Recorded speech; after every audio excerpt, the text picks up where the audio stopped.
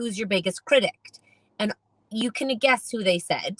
I'm assuming it was themselves. It was them. It was, Yep. them sitting there and being like, I am my biggest critic. And you just said you got 1 million no's. Like, is this a... I love your mug. It's my book. Oh, listen. Is this a woman thing? Is this a man thing? Is this a learned thing? You obviously went through it. But somehow going through with all those no's, which a lot of these women are like, if I heard that many no's, I would just quit. How the heck do you deal with all those no's and then continue to believe in it? Yeah.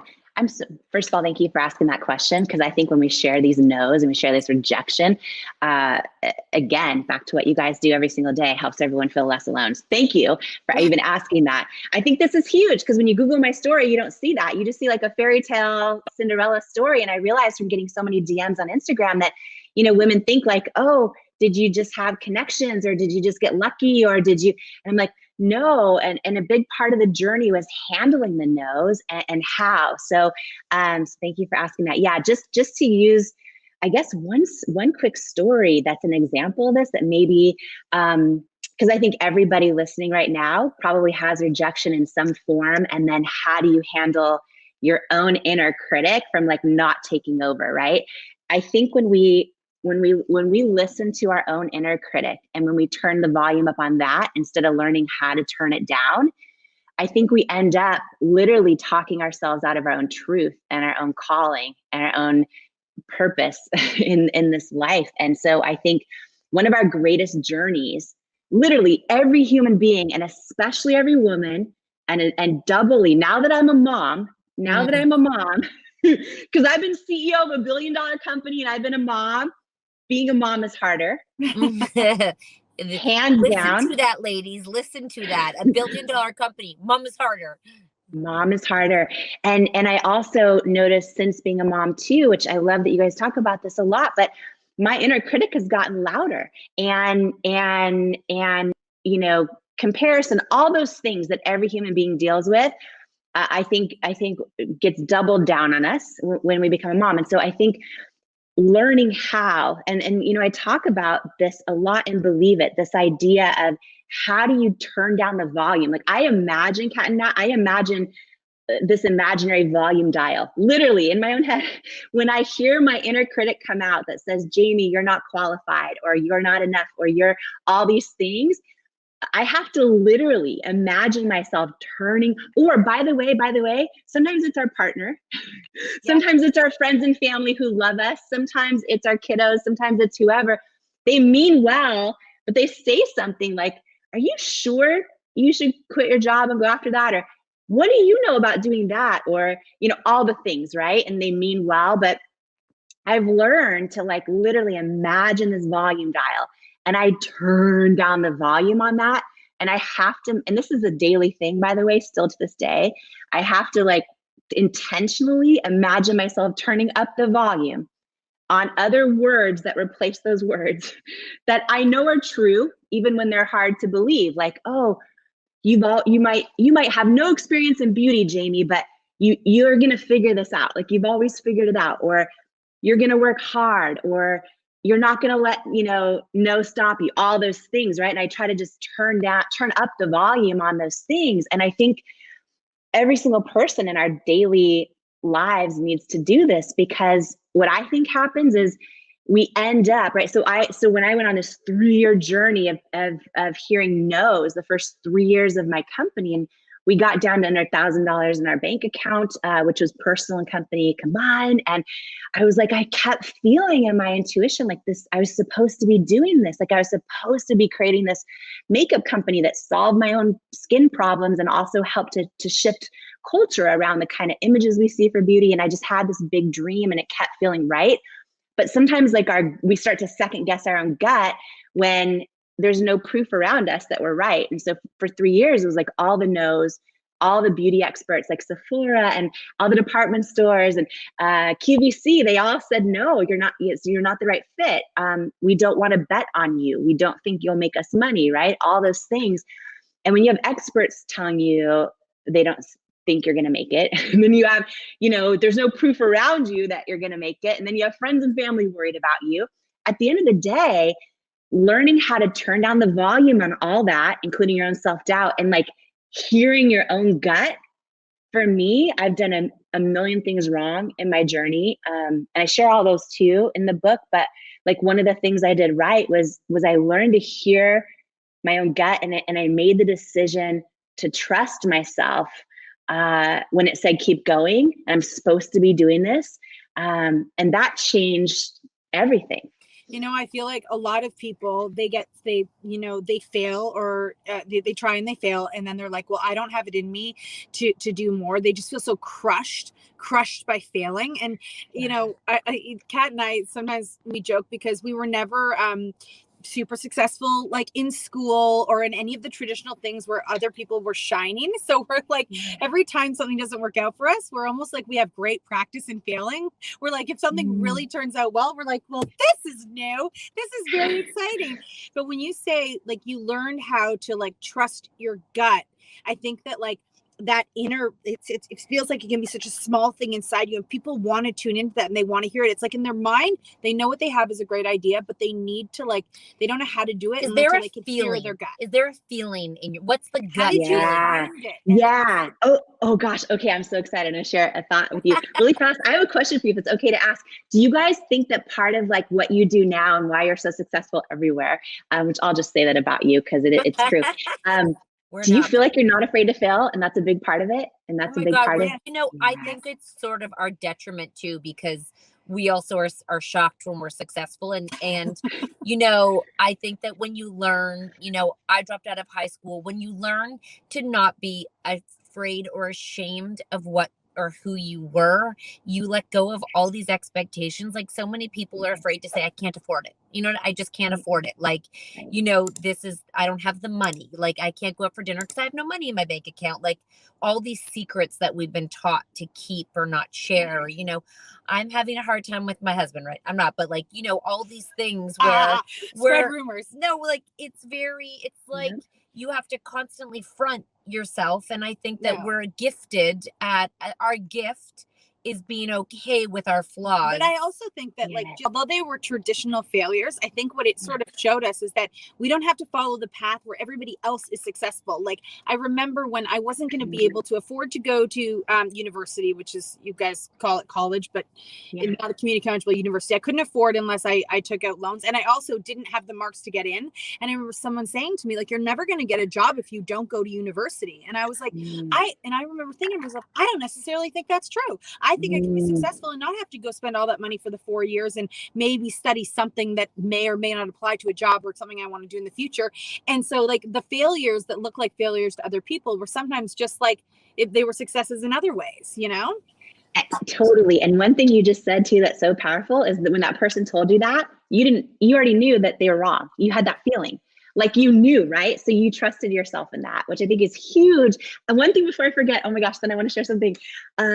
This is so big, what you just said about failing, I think too, and just sharing too, that like for all of us, right? Because I'm part of your community too, and appreciate you, everything, how you guys show up in the world so much. But for me and everyone else part of your community right now, like listening to this, I think this is huge because you watching your success and your impact and all the things in real time, and then hearing that you're not afraid to fail, right? I think this is so big because when you look at like all the research, it shows even women, it should, like so many studies show that women won't ask for a raise until they meet 100% of the qualifications, or won't ask for a promotion. Whereas men, it's 60%, right? When they meet about 60% of the qualifications, they'll ask for a raise or they'll ask for a promotion or apply for a job. And for women, it's 100%. And it's because from the time we're little, we become sort of people pleasers, perfectionists a lot of times. And also we're scared to fail, and we wait until we think we're going to have it perfect to go, take the dream and take the big step and launch the thing. And I feel like that is such a disservice because we end up literally never stepping into the person we're born to be. We end up staying in our comfort zone, like letting it chip away at our soul. And you guys are living, breathing examples. And I hope and pray I am too, because I've been Oh my gosh, there's been so many things where I've been like, you know what? It's because I wasn't afraid to fail over and over and over. And I wasn't afraid to get rejected over and over and over and over, that this eventually happened, right? And you know, one big thing that that stands out to me is, you know, we were a couple years into our company and just hearing no's from everyone. I didn't know that one day the company would be a success, but I just kept having this feeling, kind of like when you just described, the person said, oh, you need to go to university to make it. And you're like, oh no, I don't think so, right? I just kept having this feeling that I was supposed to be doing it. But I didn't know how we were going to survive. And a couple of years into the business, we got a call from a potential investor. And I was so excited because we were down to no money. And this investor ran this big private equity company, and they invested in all of these consumer product companies that we all buy in the grocery store, like big names and they invested in a lot of them when they were teeny tiny before anyone knew them, and made them in household names. And I was freaking out because I'm like, oh my gosh, if they invest in our company, A, I'm not going to go bankrupt. B, maybe they can use their leverage to get us into these stores that are telling me no. I was so excited, and we started the meetings, and meeting after meeting, and we got to the diligence phase, which is where we show them, future product launches and projections and all that. And it came down to the last meeting, and I thought it was the day my life was going to change. And I'll never forget, my husband and I flew up for the meeting, and we were standing there about 3 feet away from the head guy. And he thanked us, and he said, we really love your product, but it's a no. We're going to pass on investing in IT cosmetics, right? Aww. And I sat there and I said, okay, can you tell me why? Can you give me some feedback? Because feedback's usually a gift. And I'll never forget this moment in my life. It was a defining moment. And I think so many people will be able to relate to this, because we all have these moments in different ways. But when I asked him, like, oh, why is it a no? You know, he looked at me and he's like 3 feet from my face. And he said, do you want me to be really honest with you? And I said, yes, please. And he said, I just don't think women will buy makeup from someone who looks like you with your body and your weight. Oh my God. Oh You're my God. freaking lying. Oh my God.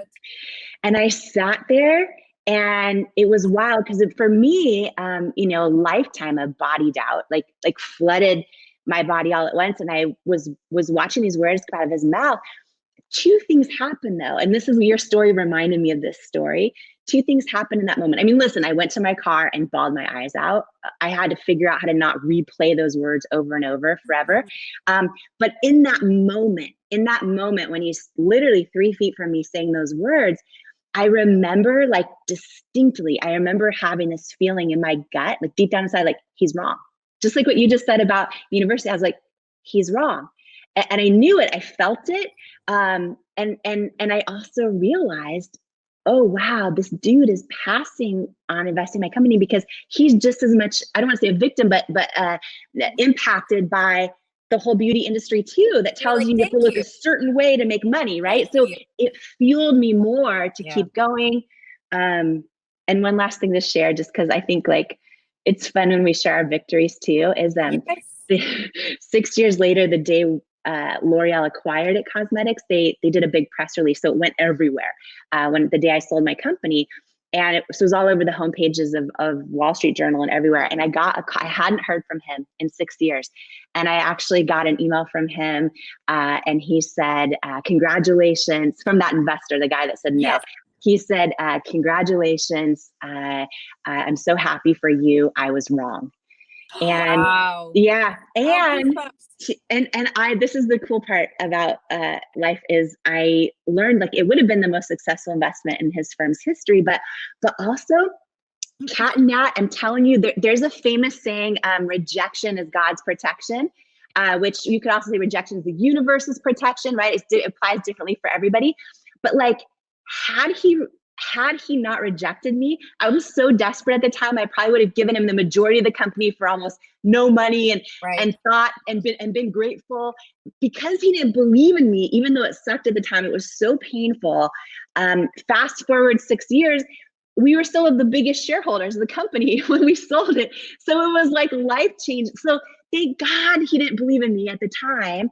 And anyways, sometimes we get these rejections and they suck, but like, I try to keep that faith. I think it's so important to remember, though, too, that failure and rejection aren't like, just because you can handle it doesn't mean you don't feel it. So you can totally feel like you can get it. It can get you down. And that, I think a lot of people think that, you know, rejection and failure, when you have gone through it, you're kind of like, I'm immune to it. It's fine. It's good. No, you can still definitely, but how do you move through it? And if you don't feel it, you don't grow from it, right? Like if you don't feel anything, you might be a little bit too medicated or something, but you have to feel. That's okay. You got to be able to still feel. And yeah, to be able to feel it, exactly. If you were just like not feel it and carry on, you wouldn't have learned that wasn't the right person for you. And that wasn't the person that was going to put forth your company the way you wanted it to be, because you absolutely needed to be the leader of this company for it to be the way that to sell the way that it did and do so well. And if they had put, you know, who knows who you would have put in your place. I love that you share that it's okay to feel it. Cause even to this day, I feel it. I feel hurt to this now. Anytime I get rejected, or anytime like a friend doesn't show up for me how I hope they would, or you know what I mean? I mean, to this day, it like will destroy me inside. And I think it's good to share those things, because I think a lot of people are embarrassed when they sob their eyes out for days, or they feel like it's a weakness. I don't think it is. I think it's when you get rejected, that feeling of rejection is like, you know, it's ironic you share that story, because we were out in LA for TV and we got a huge deal in February. Fast forward, and it was a year ago. It was the best call agents were like, this is unheard of. This doesn't happen. Our agent at WME called us, you know. Fast forward to April, the deal's done because of life's COVID, you know, all the circumstances, maybe. Or protection. Yep. Or protection. And it was like it was like, what? You know, it was another knock, but it's, again, it fueled us to go, all right, where can we go next? How can we call? So I think the feeling, what I love about what your book and what you're talking about, and, you know, everyone needs the book, because women often, you see someone who has an idea and then you see the success, right? So I actually use Sarah Blakely as an example, who I don't know much about, but mad respect, because she obviously started it in her university room, Spanx from here to there. But her story is, you see that she had the idea, and then you see her building of, like, you know, success, and the in between. Everyone can say, I had hardships, it was really hard, I had no's, but when you can't relate to the story of a man sitting there and telling you to your face the reason you're not successful, it's very easy in your own brain, because storytelling is what brings us all together. When you can actually take the humanity in someone's story, then you can relate it to yourself and say, well, I can maybe do that, because maybe your mom or dad used to say that to you, that, you know, that's a pipe dream. It's never going to happen. Get a real job. You are preaching. I'd rather die. I'd rather die than compromise my gut. Yeah. It just doesn't feel good enough. Like, if you're going to lose on your own sword. Yeah. I think the worst thing in the world to do is to lose based on somebody else's advice. I really believe that. Yes. And you know what else to that? Don't even necessarily think because you're losing right now that you've lost. And what I mean by that is, go ahead. I'm sorry. Yeah. Oh no, I was going to say, Gary, like, so this is wild, right? So Alan Burke, the guy I just mentioned, after we finally got on to QVC, so he's the guy that said, no, I cried myself to sleep. Yeah. After we got onto QVC, that one airing turned into 5 that year, 101 the next year. And then I did over 250 live shows a year for 8 years in a row. And we built the largest beauty brand in QVC's history. So it is right now, at this moment that you and I are talking. And when Alan Burke retired, and by the way, he ended up becoming one of my greatest mentors after we launched on QVC. He's so brilliant, to be honest. And after he retired, we actually hired him in a paid position on our advisory board at Cosmetics. So the guy who rejected me is now working for me. I love that. First of all, that's amazing. I need a much more interesting one. At his retirement dinner, did he publicly say that you were his biggest miss? And then later... So here's the funny thing. He would say that, and he has said that, but here's what I know. I know that had he said yes sooner, I know that I didn't know what I didn't know. Had he said yes sooner, we would have failed. You think so?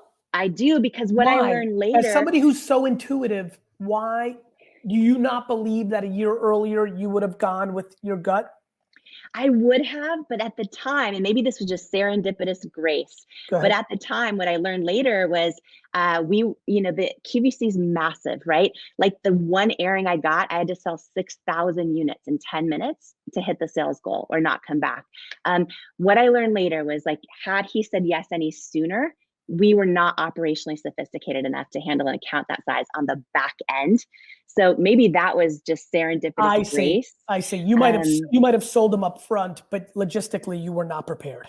Right. Yeah. And so I feel like that was divine timing in that case. And one other thing to share too, and by the way, I knew in my gut we were supposed to be on QVC, but for 3 years they said no, right? And then we ended up building the biggest beauty brand in QVC's history. And I just want to share that because I know there's people listening right now that think like, oh, I'm listening to my gut, I feel strongly, but I have no proof around me that my business is succeeding or that I'm not getting the traction I want. This is a week we are talking about mindset and how important that is to not just have happiness and greater success or fulfillment or connection in your life, but all of those, yes, for sure.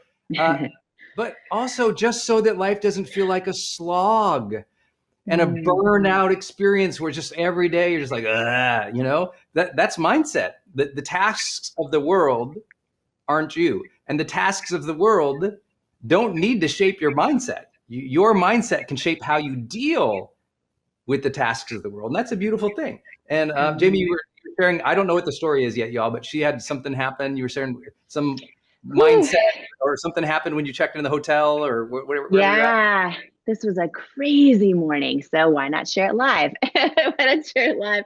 I haven't heard the story. In the Growth Day morning show. So yeah, here's, doing a big event Monday. So I flew cross country. I am near Miami and checked into a hotel. And I was out doing my morning walk this morning, right? This was a whole story on mindset that literally moved me to tears this morning. And I want to share it with everyone because I think a lot of people out there might be in a season of, I don't know, just feeling like they're struggling and setbacks and just if like things aren't going your way. I want to talk today, Brendan, about the mindset around not fearing rejection and not fearing what feels like failure at the time. So cute. And I was just like blindsided by something out of the blue this morning. So I'm out doing my morning walk in this, in this hotel, my mask on, all the stuff, out doing my morning walk. I walked through a hallway and I was like, whoa, I had a memory that I had forgotten about in this actual hotel 9 years ago. And I want to share it with everybody. So 9 years ago in this hotel, just outside of Miami, there's a big beauty summit there, right? I was a few years into building my company and we had heard no's for a couple years. And I remember my husband and Paulo and I were right here at this very hotel. I had forgotten about this until today. And I walked in the hallway where something happened, exactly where something happened. So it was a huge beauty summit. And this is after a couple years of rejection. And there was, I don't know, maybe 1,000 people there. And Ulta Beauty, which is the largest department store, largest beauty retailer in the country, their CEO was there and their head buyer at the very front table, like this round table. Meanwhile, we're in the very back of the room. And I just remember, this moment where I like had to muster up all the courage inside of me to beeline straight for that table. After hearing no's for a couple years, went right up to the CEO who normally wouldn't take meetings. It's not the person that told me no, right? It would be a buyer that tells you no. Walked straight up to the CEO, like mustered every ounce of courage, like trying to forget all the rejection, and just introduced myself. And he introduced me to the head buyer, and I just pitched my heart out to Ulta Beauty. And I remember they agreed to a meeting. So then I walk out of this room, right? It's this ballroom in this hotel. I walk out of this room right into the hallway in this very hotel I'm in talking to you live from right now. Walk out in the hallway and I see the two founders of Gussie Ranker that do all the infomercials, like Proactive, Tony Robbins, all the infomercials. And I had been pitching them for 2 years and they'd been saying no. Their teams had been saying no. So I see Bill Gussie and Greg Wenker in the hall. I've never met them before. Same thing, prayed for strength, prayed for courage, like had to make that decision of mindset, which is, okay, I'm going to forget right now that I've been rejected by them for the past 2 years. I'm going to put that, and I'm not going to fear rejection again right now, you know, because I believe in what I'm doing. And I beeline for the founders of Gussie Ranker right outside this, like, courage, like a buffet table, right outside the courage. thing. I love it. Yes. Yes, and they're sitting there snacking on the hors d'oeuvres in between the speaker breaks. I went right up to them, introduced myself, and literally poured my heart, like pitched everything on how they've been saying no for 2 years, but they really should say yes because all the things. So this morning, I had forgotten about this, right? The fact that we could barely afford a hotel room in this hotel in that moment 9 years ago.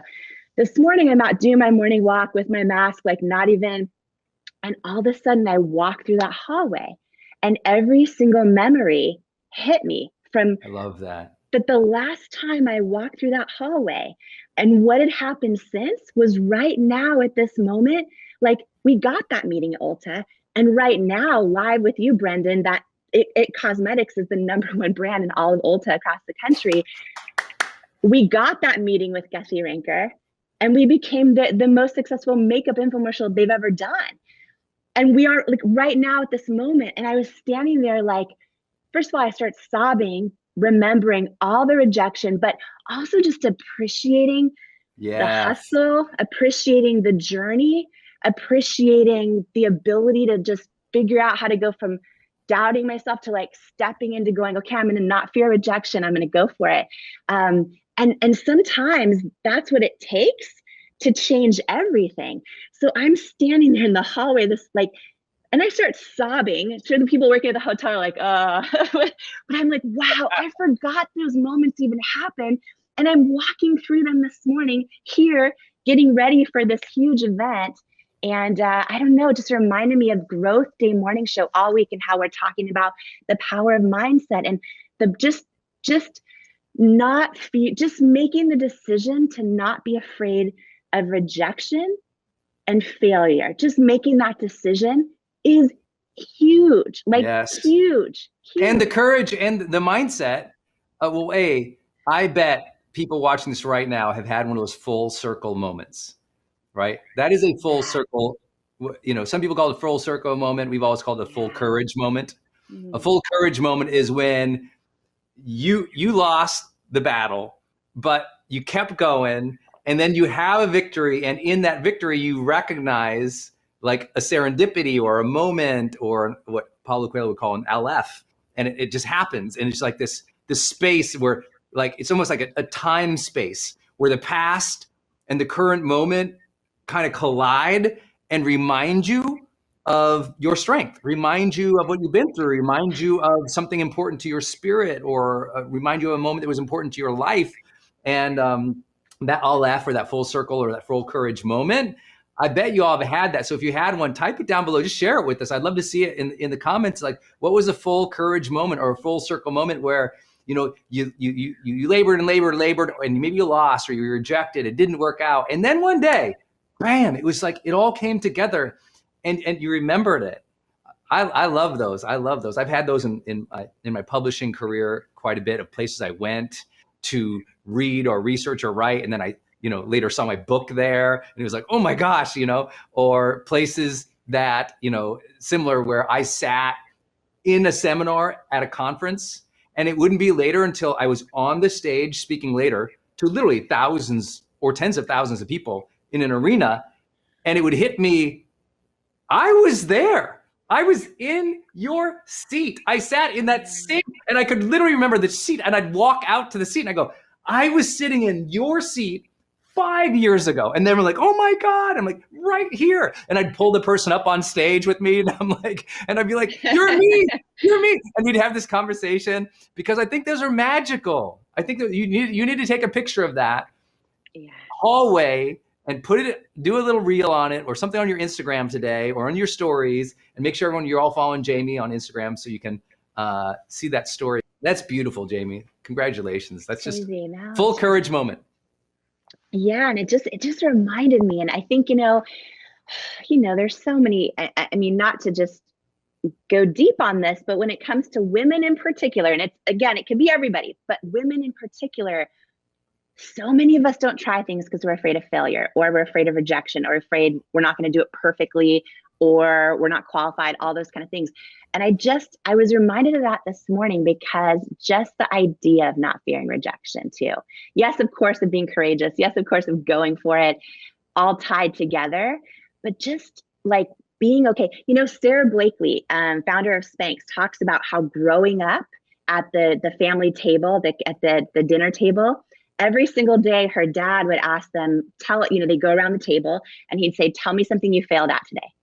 It wasn't like, oh, tell me something you won at. It was, tell me something you failed at.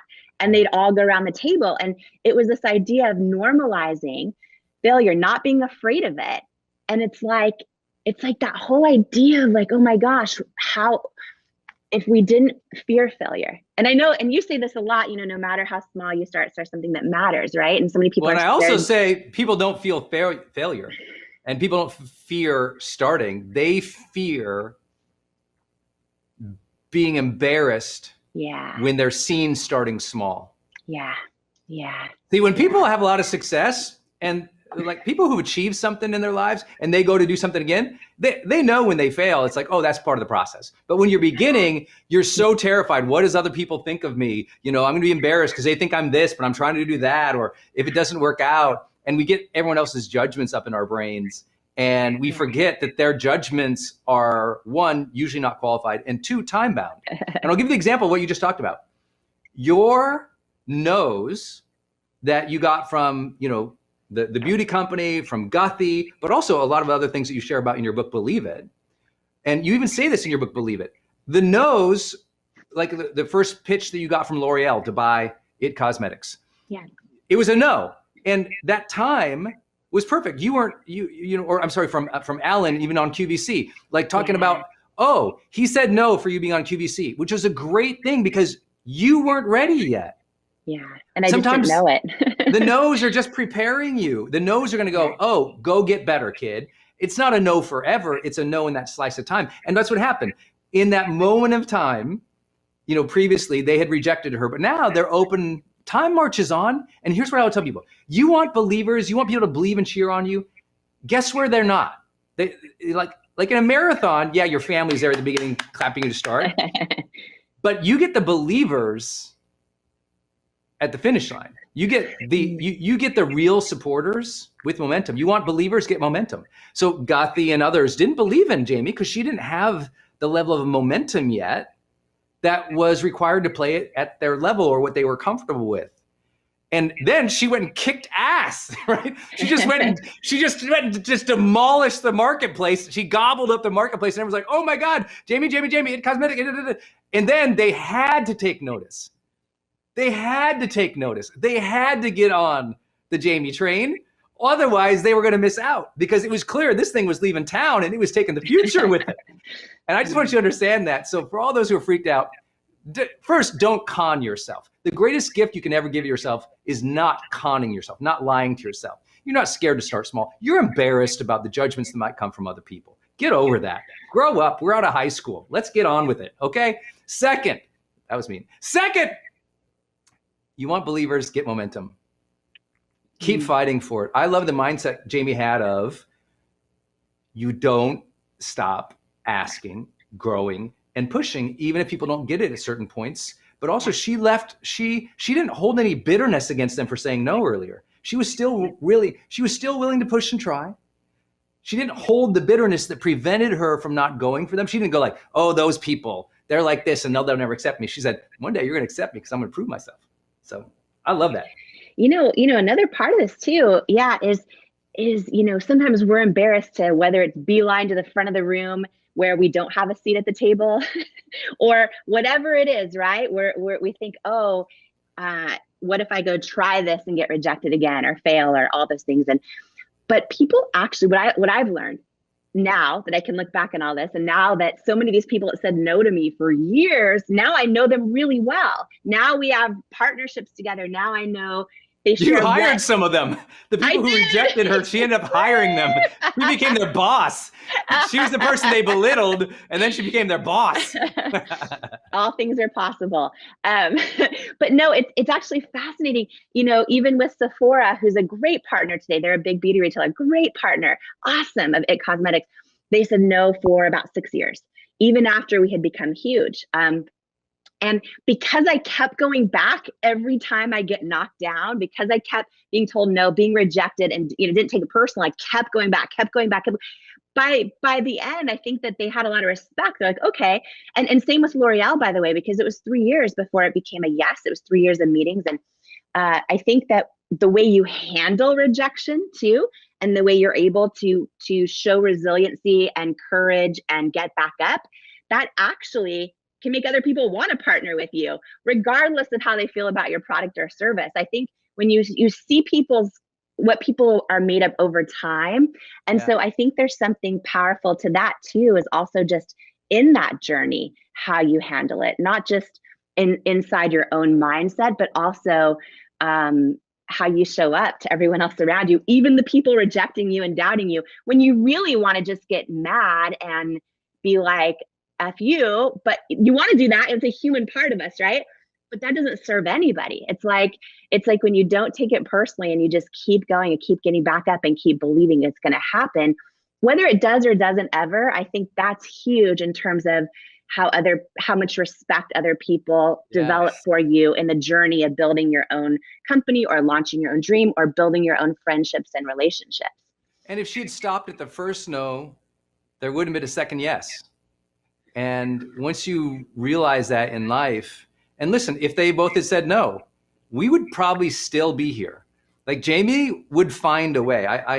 I'll keep this private, but I consult I coach another major super female entrepreneur who everyone respects. And one time she said to me, I'm going to keep it private because she said it in private, but it was a great metaphor about something she was going through. She shared that, her belief was that sometimes there isn't a seat at the table for you because you're not ready. Or if you're not invited at the table enough, you're not standing out enough or communicating or speaking up to share your wins and your successes. Or she said, if you try to pull up the chair or you're not invited to the chair or whatever, she goes, go build your own table. Go start your own company where you buy the conference table and you hire people to sit there and you work on the same thing. Like the idea that we have to wait to be at something. Like I didn't wait to be at the publishing world. I self-published my first book. And that changed the course of my career forever because they all said no to me. So I had all these rejections. I've had every book I've ever done, I had rejections on from multiple publishers. And some of those books became like literally industry or field defining genres. Like Motivation Manifesto is still to this day the best-selling motivation title of the century, which is insane to think about. How cool is that? How cool is that? After the company that gave me the deal said, not only did they give me the deal, when I turned the book in, they said, no, Jamie. They said, we don't like the book. We think it's terrible. You need to add more fluffy stories. And they basically, as best they could, completely insult my artistic integrity. And I had to decide, either I change the book for them or I say, I'm going to take my book and go somewhere else, which was a super hard decision for Denise and I at the time in my life, because they had already given us the money. I'd already spent it probably, it's like, oh my God.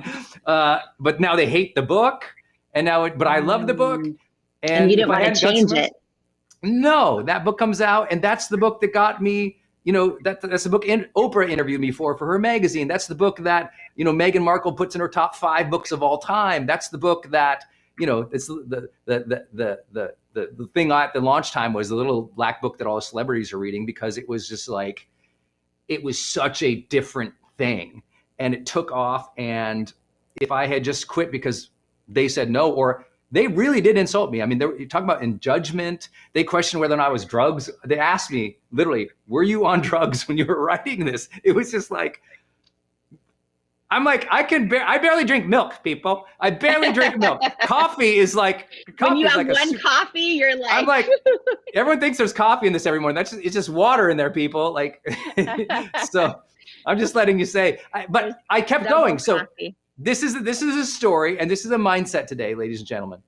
Yeah. Of don't worry about the no's, because if it is true dream to you, if it is sown in your heart to fulfill that desire and dream, you keep going, even if your spouse doesn't understand, even if your parents or your, mother-in-laws or your old cousins or your neighbors down the block are making fun of you at the barbecue. Who cares? Your dream wasn't made for them. Your dream was made for you. So Motivation Manifesto, tell me if I'm remembering this right also. Isn't this the book? I know Oprah interviewed you for it, but didn't she like let you know it was on her bedside table? Oh my God, yeah, yeah. So Denise and I are at her house. She was throwing her book. So talk about full circle moment. Oprah is throwing her book launch party at her house and invites about, I think there's like 300 of us there. And like the Super Soul 100 members, which, we're part of, and all these other things. Anyway, we go there. And there's all these, they're super sly, like Julia Roberts and Reese Witherspoon, and Jeff Bezos is literally there from Amazon. It's just wait, Brendan Burchard was there. No, that's the thing. Yeah. Denise and I totally don't feel like we're sitting like next to Dr. Phil during her talk, and like all these, Alicia Keys is on stage. It's just crazy, unbelievable. One of the most magical things I'd ever been invited to in my life, and we're sitting there. We're not having imposter syndrome, but we're just recognizing like, wow, this is another caliber of group of people here. And afterwards, there was like this amazing barbecue. Oprah always gets the food right. I mean, let me tell you, her whole team. So anyway, we're all there. I don't think I'm going to see her, talk to her. I really want to introduce Denise to her, but I don't think it's going to happen because there's so many people there.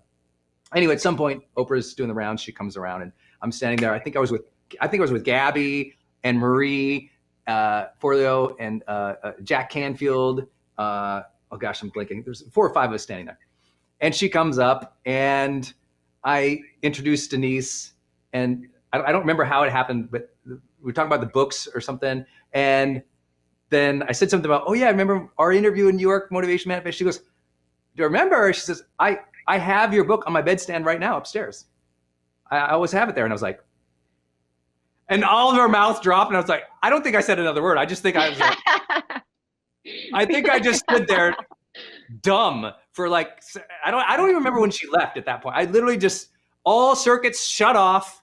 I just stood there. After she left, I do remember at some point during the party pulling Denise aside and go, hey, did Oprah come up to us and say this thing about me? Because I thought maybe I was daydreaming. I thought I was crazy. You're like, Denise, did this really happen? Plus, they had this barbecue and this punch there, and I'd had too much of the punch thingy. So I was like, did that happen, y'all? Anyway, it was a magical. And then I can't tell you the number of people. If y'all search Motivation Manifesto on YouTube, we have this video of like all these, like Ariana Huffington reading from it, the late great Larry King reading from it. The actor who played Superman, then Miss Universe, like all these people are reading Harvey McKay, a legend in our industry. They're just reading from the book because it sounds so cool. And it just grew and grew and grew into this thing. And I wouldn't have any of these goofy stories. And Jamie wouldn't have had her all laugh moment this morning in the hotel. Those moments of serendipity, or those moments of reward, or those moments of like extraordinary, wow, is this my dream? Did this really happen? Only comes after the mindset of courage says, keep going. Yeah. You have a dream. You don't need everyone to approve. Get momentum, work hard, keep your head down, keep your voice up, keep your faith up, keep showing up. And all of a sudden, one day, it's like, wow, look at what happened. I mean, look what happened. Jamie's probably in the presidential suite up in there. Let me tell you, people. I'm just saying, she's probably figured out, like Jamie's such an extraordinary, outstanding success story. And to know her humility, knowing how she must have felt walking down that hallway. I was sobbing this morning, Brendan. I was just like, wow. These words came to me. They're famous words that say, pray like it's all up to God and work like it's all up to you. And I just like those words just Love came that. to me because the journey, right? It's the journey. It's not even the outcome or the destination, but I'm just having this moment too, hearing your story. And I just want to share that one piece again for everyone listening, because I know a lot of people are just hopping on the morning show. I think it's something like 15,000 people or something, like hop on and off throughout the morning across all the platforms. It's some crazy number that's awesome. But what I want to share just is this week, y'all, I just want to shout out, thank you for that. Yeah. For the audience, you all, thank you for inviting your friends. Thank you for watching the replays, especially across Facebook. Our replays are crazy because across all our pages and our groups and the show on Instagram, this week will be the week we pass 1 million views of this good of the Growth Day morning show. Like this just good-hearted, good-willed, good-spirited show that we do for Growth Day. This Growth Day morning show will pass 1 million views in our first month doing it, more or less, or second month, I don't know where we're at. But it's really because people just go, you know what, I'd love to start my morning in personal development. Because when I put that in my ears, that rewires my brain, it sets my expectations, it helps me approach the day with confidence and joy and aliveness. And I thank Jamie for being here with us for this, because listen, we're all here for you all, just trying to keep going, trying to keep you inspired, trying to bring a little bit of joy into your heart. I love it. I love this show. We did not know how it was going to go. And this is week 5 or week 6. We still don't know. But we're all here together. We're all in this together, the Growth Day morning show. But the one thing I just want to share one more time, Brandon, is like, you just shared that journey of Motivation Manifesto and shared how like you did a book deal for it and the publisher hated it, didn't like what you did, asked if you were on drugs writing it. And you made this tough decision to take it back. And now we're talking about how many people all over the world it's impacted, how you're standing in Oprah's yard and she's telling you how it's on her bedside table and you're able to introduce your wife to her. There's people right now going through this season where someone just told them something they're doing is total crap or isn't going to make it or doesn't have what it takes. And I just think stories like this are so powerful because sometimes like the power of stories is that we hang on to them and then they help remind us, oh yeah, like Brendan, went on that journey and I just got told the same thing. I can too. You know what I mean? And that's why I love the power of story. And I love this morning show so much because it's like, we're all sharing this space together. I want to talk about in the power of one more. Okay, first of all, let me just say something, okay? Yeah. This is the clean version. My original version is marked up. There's like thousands of highlights, notes, all the things in there. And so this is the printed last night with just, I don't know how many markers in here. Thank you. But on page 38, you say, few things are more expensive than opportunities you miss. You pay for them with regret, doubt, and a lingering haunting feeling of what could have been. Whew. So my question, has there been a moment in your journey that you should have stepped into one more, but you failed to do so? And what did you learn from that? Tons. Yeah, there's a lot. That's the good news is there's redemption too if you keep pursuing the one mores. I can tell you one where I should have fixed something I did. So I always tell you vulnerable stuff. My son was a golfer, or is a golfer, but was when he was young, and he had done something in a golf course that I thought he should have made a different decision, and I couldn't believe I did this. But when he was done playing, I let him know it really aggressively, like. I remember what it was too. I said, I cannot believe you hit a 3-wood there with the lake in front of the green. What the heck were you thinking? And I start railing into my son, who's just trying to make me proud of him golfing. Yeah. And I rail into him. And like every mistake you make as a parent, you just like, that's the biggest mistakes of your life. Like I should have handled that differently. And anyway, this may seem super small, but it's massive to me. And so it was a Sunday and I had to go on a business trip that night. And, I had the opportunity to walk in his room before I left and to fix it and to say, I'm sorry. That's not how your daddy should talk to you. I'm so proud of you. I love you. I know you were trying your best. I can't even talk about this right now because I'm so mortified by me. And I was still mad at him. I think he was 11. How ridiculous. And I left on the business trip. And I was gone a week. And he mentioned to his mom every morning that I said that to him. And it just festered in him for a week. And that was one more opportunity for me to go in and say, I'm sorry, I made a mistake. And I wasn't man enough to do it. And that's a huge regret in my life. It seems really small because I know that little incident, even though I fixed it eventually, stays in there. It stays in there. And that was a huge mistake of mine. So I regret that I did that. And there's a bunch of business ones or major deals I didn't do or something I didn't invest in. There's lots like that. But I don't really care about all that stuff. I care about my son. And so there's been a couple instances like that in my life where I'm like, you should have apologized. So the one mores I regret most are the times where I didn't say I was wrong. Not decisions I didn't make or, business deals I didn't pursue. Of course, there's things like that. But it's where I was like, I didn't have the humility in the moment to go, wait a minute, I could have actually fixed it in the car. I knew I was wrong right when I did it. We've all done this as a parent, haven't we? As a parent, you're like, I know what I'm saying, or to a spouse. I know right now this is wrong. And out of pride or ego or whatever it is, we don't fix it in the moment. I should have, right when the words left my mouth, I knew I should. I saw his little face change. I saw his face change. And I should have went, oh my gosh, Daddy is so wrong. Let me pull the car over. Come here. Sit on my lap. I love you. Daddy is totally wrong right now. You are trying so hard out there. I have no idea why I talk to you like that. I'm so sorry. Do you hear me? I love you. I love you. You're amazing. But I didn't do it. I didn't do it then. I didn't do it before I left. And it took me a week until I got back to fix it. Well, that sat in my son for a week. That poison I gave him, right? And so I'm telling you all kinds of stuff today that I don't normally say. But right when you asked me that stood out to me. Number one time as a dad, I was like, that was terrible. Yeah. So that's one. Yeah.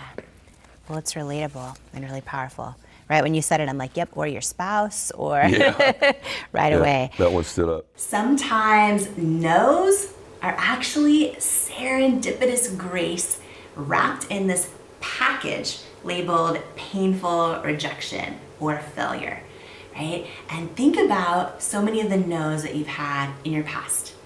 And think about what meaning have you assigned to those no's.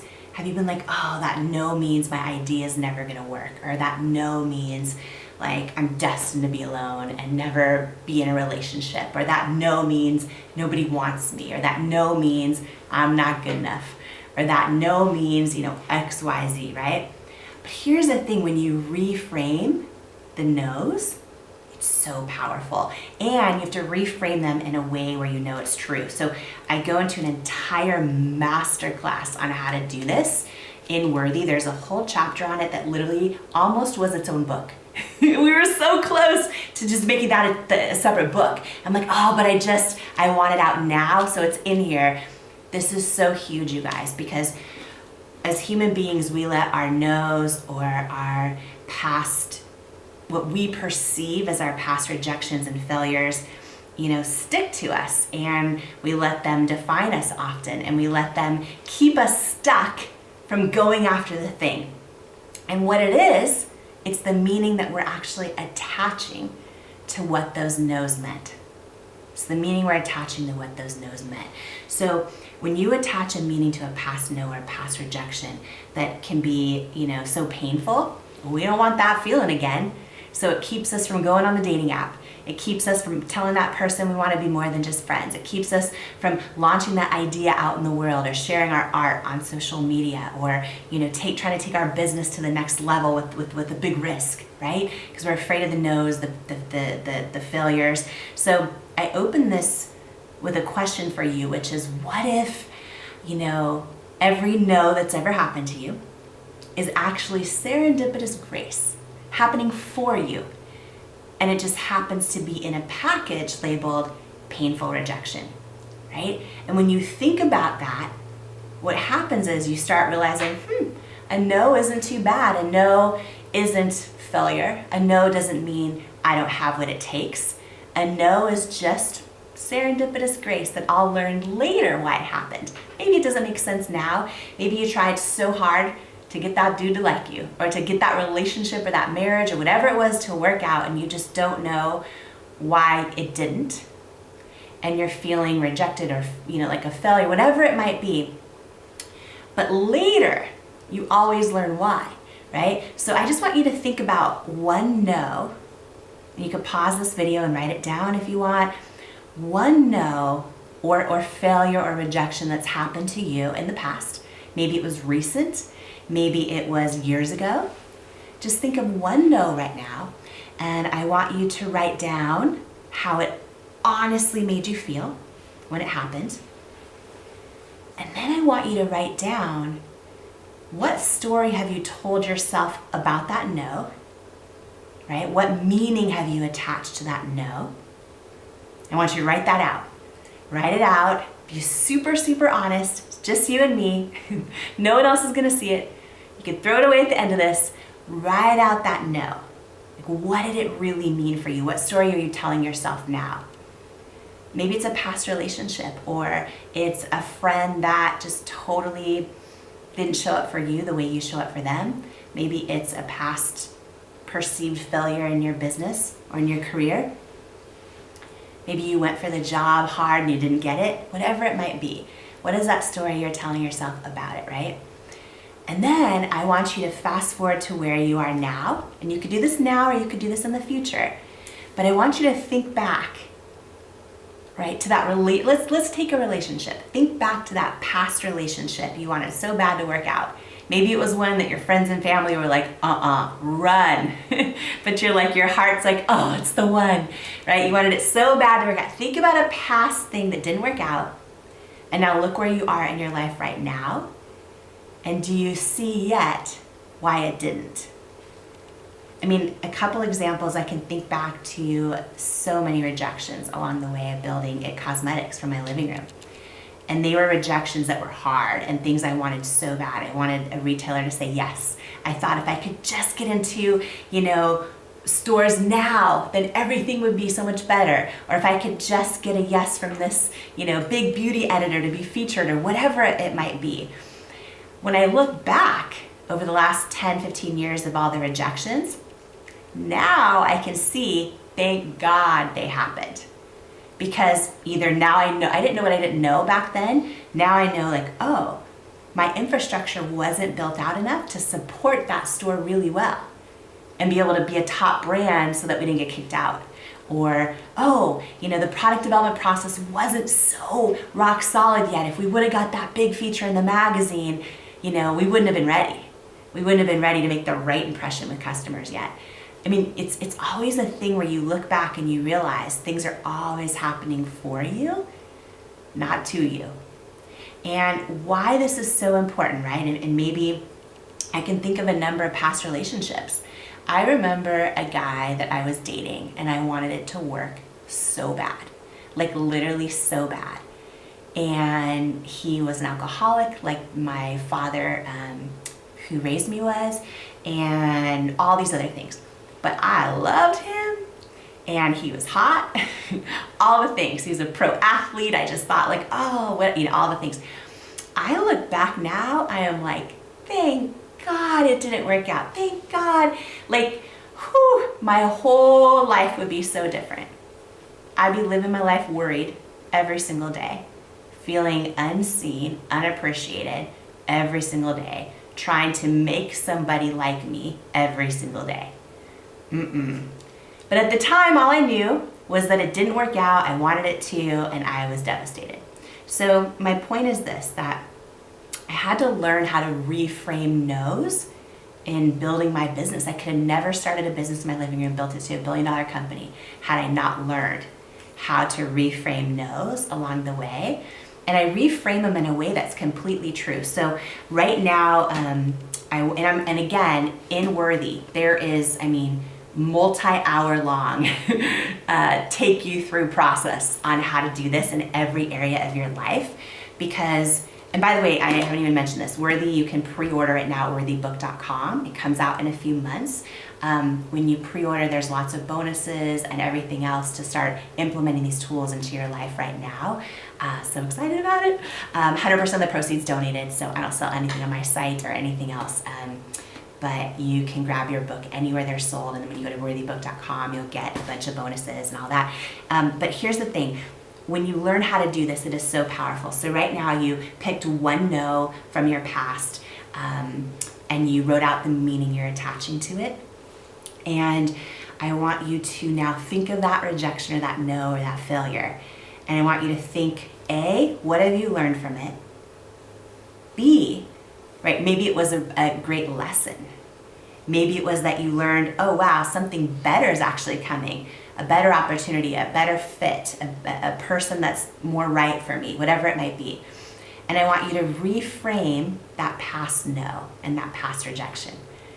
Reframe it. So it could be like, oh wow, that was serendipitous grace, right? It could be like, oh, that rejection was protection. It could be that rejection's happening for me. Reframe that past no, because once you start doing that, you start associating less pain with no's and failure and rejection. And when you associate less pain with them, you get more resiliency toward them.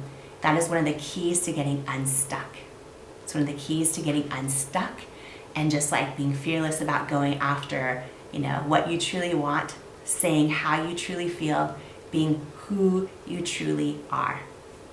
What if that no was just serendipitous grace, wrapped in a package labeled painful rejection?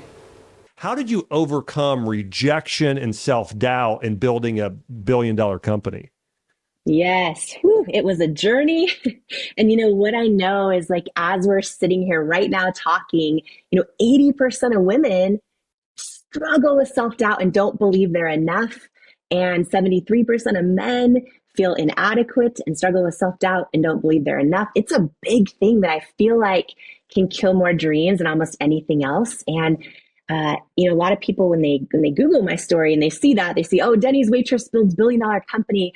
I think their first thought is like, oh, did she get lucky, or was it a fairy tale, or was she just so confident? And it was a real struggle, Josh. Like, so much of my story almost didn't happen, and I came so close to like doubting myself out of my own destiny so many times, to listening to my own self-doubt over God's word, like all of it, for the journey. And it was, it was a real struggle. And I always thought growing up that I would interview other people and share their stories with the world. I used to watch Oprah every single day as a little girl, and I thought I knew what I was going to do. And I worked a bunch of jobs to try and be the first person in my family to go to school, and paid my way through school, waitress to Denny's, sliced meat in the deli, all the things. And I eventually was anchoring the news, and I thought in my dream job. And I was about to enter my first kind of huge season of self-doubt and setback in my life. And I got this skin condition called rosacea, which for me actually gets really, really red and bumpy all over my face. And what started happening is, I thought I was in my dream job that I worked so hard to get to, and I'd be live on the air, and the producer would say in my earpiece, live, I'm talking to millions of people, like, there's something on your face. You need to wipe it off. You need to wipe it off. And so eventually I would, glance down at the compact and of makeup in the commercial break and try to cover it, and nothing would work. And I started kind of this huge season of setback, where I would be live on the air actually thinking thoughts like, are viewers changing the channel right now? Like, am I costing the station ratings? Am I going to get fired? And, what I know is so often in life, the things that we feel are setbacks are actually God's setups for what we're called to do and what we're supposed to step into. And sometimes we just don't know it at the time. And so I started this kind of big pursuit trying to find a product that would work for me, and I couldn't find one out there. And I also realized, you talk about being purpose-driven, I realized that I had never really seen in all the beauty ads my whole life that I used to love, I had never really seen someone with bright red, bumpy skin saying, this product is great. And I'd only ever seen kind of these overly photoshopped images that, while I loved them, they always deep down made me feel like I wasn't enough. And I had this moment where, which I think a lot of entrepreneurs, a lot of people out there who put their art or their ideas or their, works out into the world, I had this idea all of a sudden that hit me like, well, what if you can't find anything that works for you, what if you create something? It's probably going to help a whole lot of other people too that can't find anything that works for them. And I had that kind of gut feeling, like that knowing, like that said I should do it. But then my head which was filled with so much self-doubt, would talk me out of it. So for a long time, maybe a lot of people can relate to this, where you feel like you're supposed to do something, like maybe you could do it if you tried.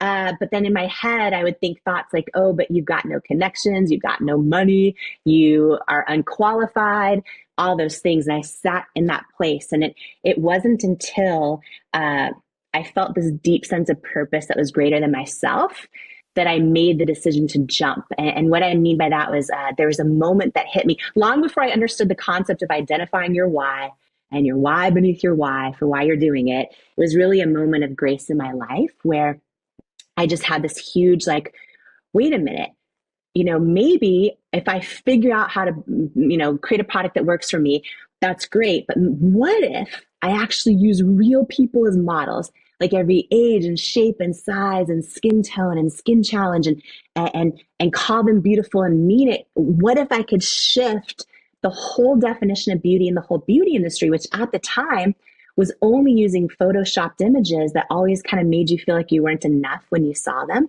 And I was like, what if I redefine beauty in the whole industry and actually can change it for every little girl out there who's about to start doubting themselves and every grown woman who still does. So it was kind of like this big why that was bigger than me hit me. And that was when I made the decision to jump and to go for it. And to your point, the first 3 years, for anybody who's ever launched their own business or is in the middle of it right now or putting their ideas out there in the world, sometimes it's good we don't know what we don't know when we start it or how hard it's going to be, because the first 3 years were packed with hundreds and hundreds of no's and rejections. I didn't know that from the second I launched the business, it would be over 3 years before I could afford to pay myself. And learning how to, and I wrote an entire chapter, like a masterclass on this in my new book, Worthy, because this is life-changing. But learning how to change your relationship with rejection,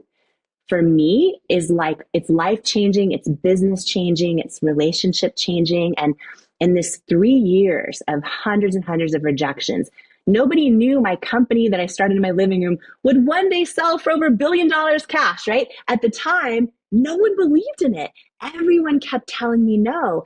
And it is so easy in our lives to let someone else's no somehow feel like an indication that our business isn't going to make it or our idea doesn't have potential.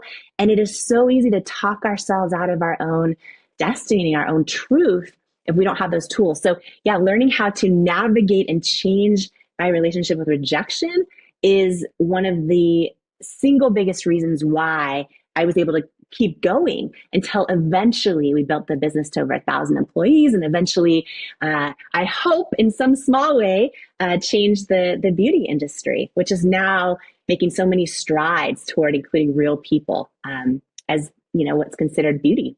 I would love to hear just a little bit of the story between nobody believes me, everybody hates my brand, and $1.9 billion to L'Oreal. Like, something in there happened. Something went right. Can you kind of talk about how and when you finally caught traction, and what that little season was like? So we, no after no after no after no after no. And I had entered us in this big beauty competition. It's like this, it's called CEW Beauty Awards, and it's in New York City. And it was, there's 6. So imagine this huge, like exhibition center. Sure. And there were 6,000 women walking the floor that are part of this organization, and all the beauty companies from around the world are all there. And it's once a year, and you get a 3-foot booth, right? And all the big products that launch all year long, all these companies enter their product in an award. The hope of being there is that all the 6,000 women walking the floors vote your product to win one of the awards. In my case, that would have meant like, oh, maybe some of the stores will take me in, or maybe I'll get press. And so we're down to like literally almost no money left. And I had entered this competition a while back, entered this annual thing. So I'm there, I'm at my 3-foot table. You're not allowed to leave your 3-foot table, and you're supposed to just demonstrate your product over and over and over for all of the people walking by. So I'm there, and all of a sudden I see QVC has this giant booth there in person. I had never met anyone in person, right? Okay. And they've been telling me no for 3 years. Alan Burke says you're not the right fit, all that.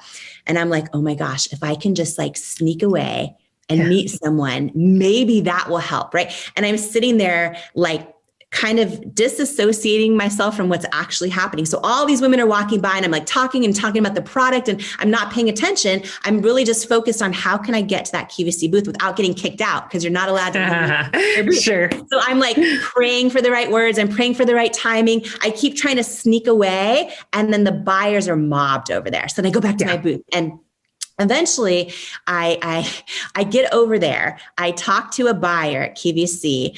She knew who I was based on not me, but the company name, because she'd gotten a million samples over the years. And I was like, I think your customers would love our product. I just pour my heart out to her. She gave me her card and said, let's set up a meeting sometime. And I thanked her. I went back to my booth. Now, in that moment, I thought, does she really mean it? Yeah. Is this just a courtesy? Like, here's my card. Totally. So I'm back there now at my booth, continuing demonstrating the product over and over. It was our concealer by Under Eye. And I'm demonstrating it over and over and over, and still not paying attention, really not present, because I'm now replaying everything I wish I would have just said and all that. Sure. All of a sudden, a woman comes up to me. And she introduces herself and she says, hello, my name is Miss Lisa Mason. I'm a QVC show host. She'd been a show host for 17 years. I didn't realize that earlier in the night, she'd come up to me and I was demonstrating the product with her. I didn't recognize her, and because I was not paying attention. And I was like, oh, and she goes, I just want to tell you, I think our QVC customers will love your product. Wow. And I looked at her and tears started streaming down my face. I think I freaked her out because she didn't know what I knew, which is like, totally a lot of business. Everyone has said no. Of course. And I think I scared her, and she's like, oh, sugar. I don't have any say over if the product goes. She goes, but I want to let it's you not know. a contract. Yeah, totally. She goes, but I want to let you know, I love your product. And I went up to our head buyer over there and I told her she needs to give you a chance. And I was like, thank you. Totally. Freaked her out. So long story short, we got a meeting. Had a meeting with the buying team, and QVC's over in Pennsylvania. So I flew out for that. We got a yes. But here's what it meant. And this part of the story, by the way, probably the biggest life lesson, business lesson I learned in the whole journey. We got a yes. And what it meant was we got one shot to go on QVC Live in this 10-minute segment. And we either had to hit their sales goal or not come back. And here's the context, right? We're doing, 2 to 3 orders a day on our website. Yeah. I learned that to hit their sales goal in that 10-minute window, we have to sell over 6,000 units of our product.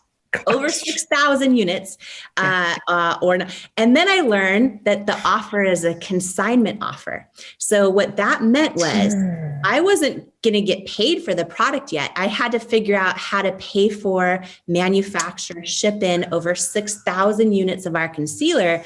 And then if it didn't sell, I would have to take it all back and pay for it, right? So normally, you would never want to say yes to that.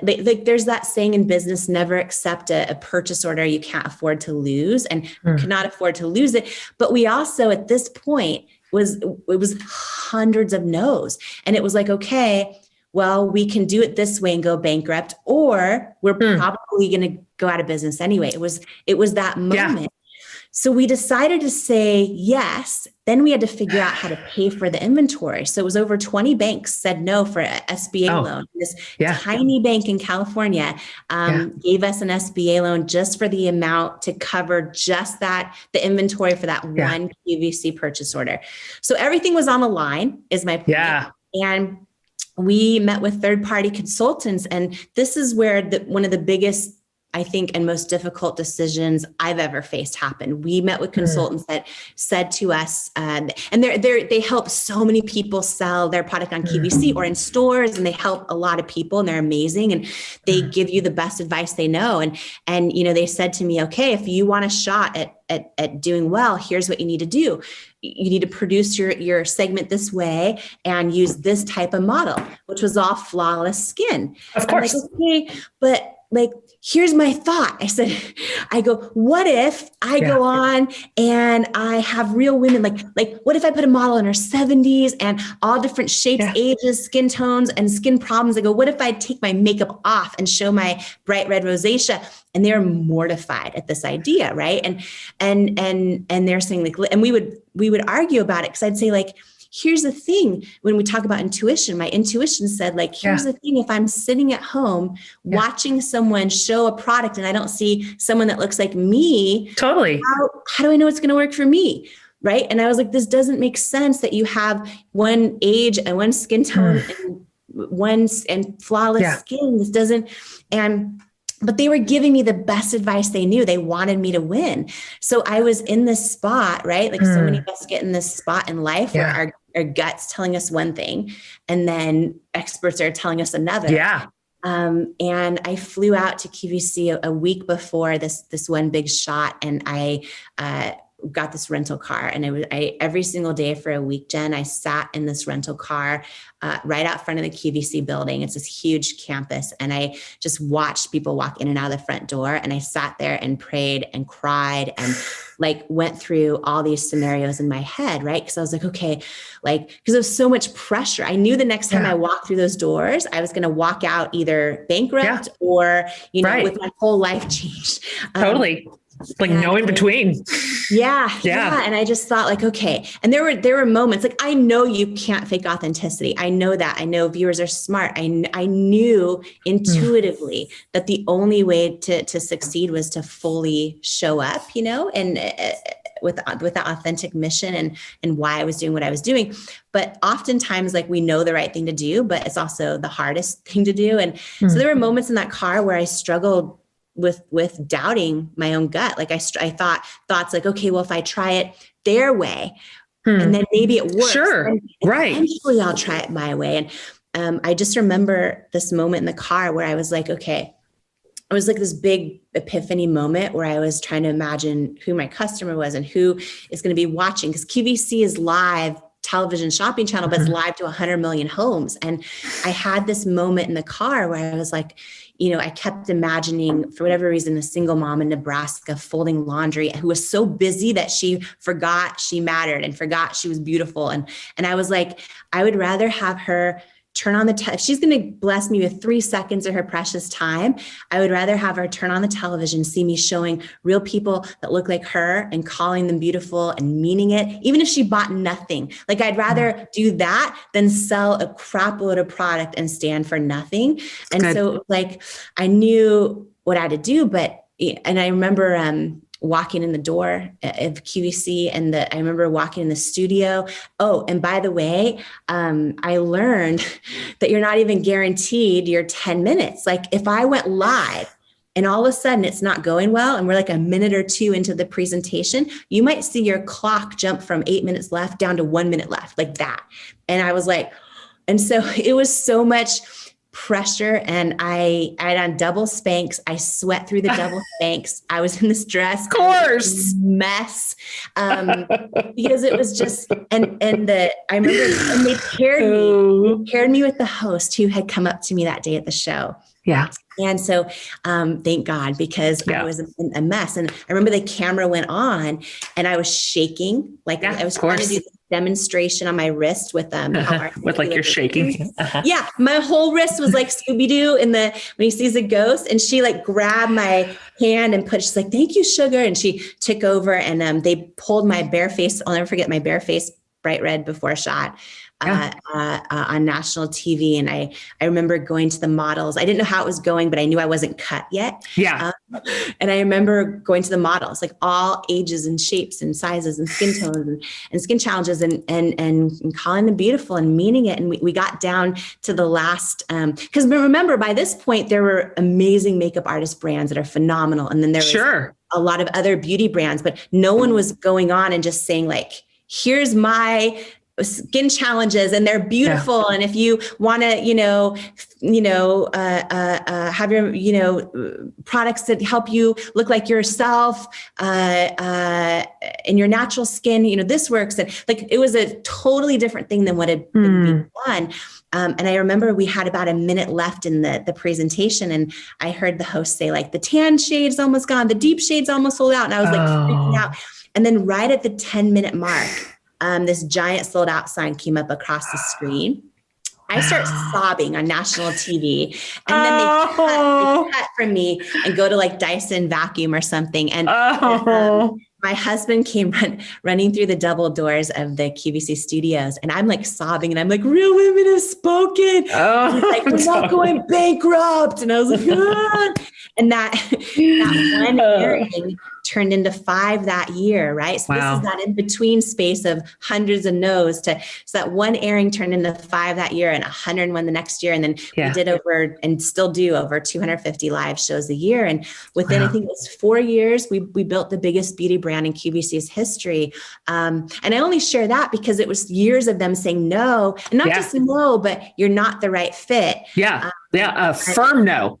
Like we've really thought it through. We've all discussed it. It's unanimous. It's a hard no. It's a hard no. Yeah, totally. Yes, you are not the right fit, which really just sounds like someone saying you're not enough over and over and over. Right. And but then to have such success in the exact same space is so special. I mean, that is so incredible. That is such a great story. That is so then what?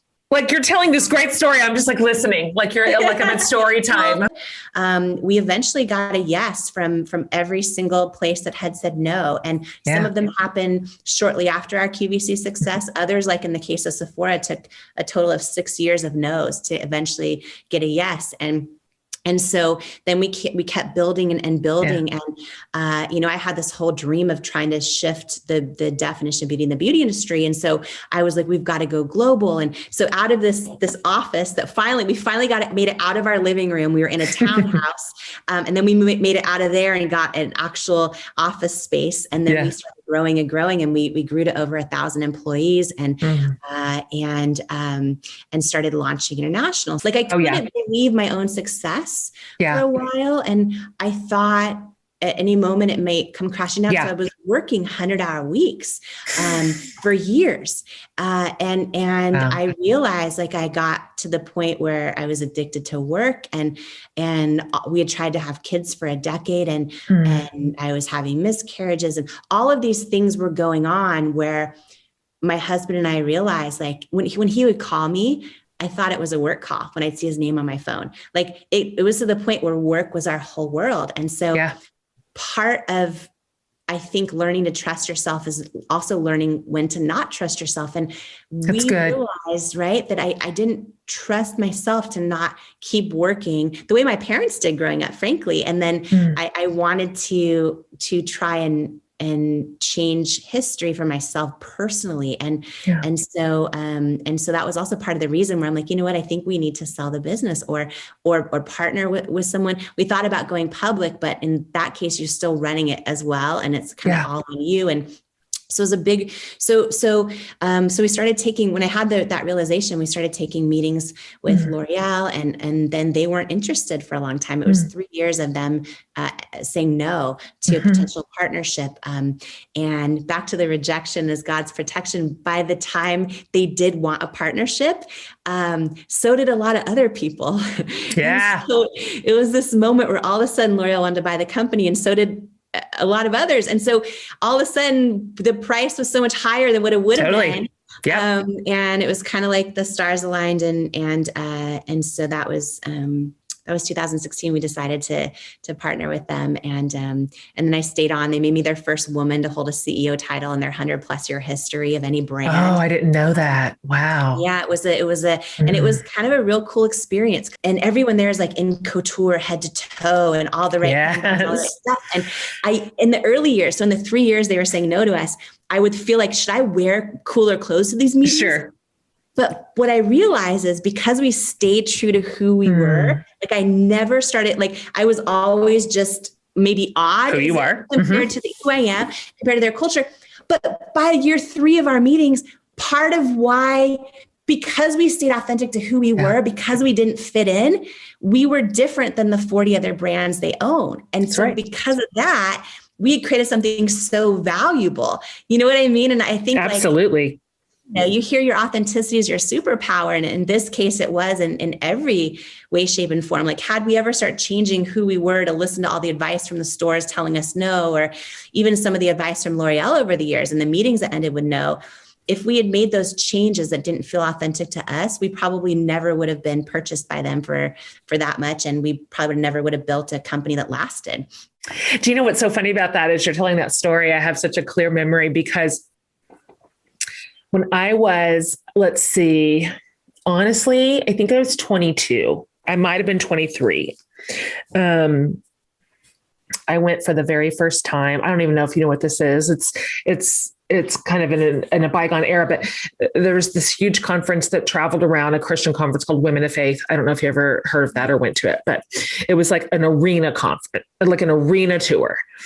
And I'd never heard of it. And well, I'd never heard of it because I think that year was its first or second year. But anyway, it came to the town that I was in. And didn't know the teachers. All the speakers were older. They were all in their like 60s and 70s, and funny and wild and irreverent. Like, I didn't know you were allowed to do that and be a Christian. I hadn't seen that version yet. And I didn't know that women could speak like that. I just never seen anything like it. I'd never seen women in kind of having agency over their own faith and gifts as communicators. That was just news to me. And so anyhow, I remember, so I went that first year to Women of Faith in an arena in Tulsa. And then 2 years later, I went to another arena. And I remember sitting, I was like way up in the nosebleeds, and I'm 24 maybe at that point. And I remember where I was sitting, like to what angle I was facing the stage, when I just had this very clear thought, like, I think that I am going to be on the stage with those women, which was an absurd thing to think, and absolutely absurd. I mean, I was a teacher. I taught 4th grade. I had never even I'd never been in adult work. I worked with 10-year-olds, and then inside marriage, I worked with students. And so at our church, I didn't even know women. Anyhow, it was so clear and it persistent.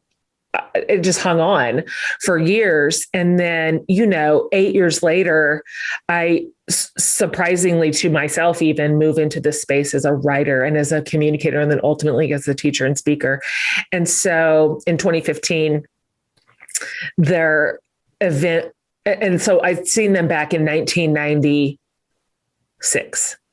So in 2015, the organizers of the event got in touch with me and said, it's the farewell tour. It's the last year of Women of Faith. It had been like 20-year run. And we would love for you to join the tour for its last leg of the race. And I just remember sitting there going, what in the world? I mean, I remember that thought from 20 years earlier that didn't even make sense. It didn't even have a home. I didn't even have a board to Velcro it to. Like, I wasn't even in that world. I didn't even know about it. And so I love listening to your story, and it's giving me such like nostalgia in my own heart for sometimes the ways that if we're still enough and quiet enough, if we'll listen and trust it, there's a knowing that we are given maybe 20 years before we need it. Maybe 20 years before it's even going to ever come to fruition. And yet there it is. Ladies and gentlemen, rock this house and welcome to the stage, Jamie Kern!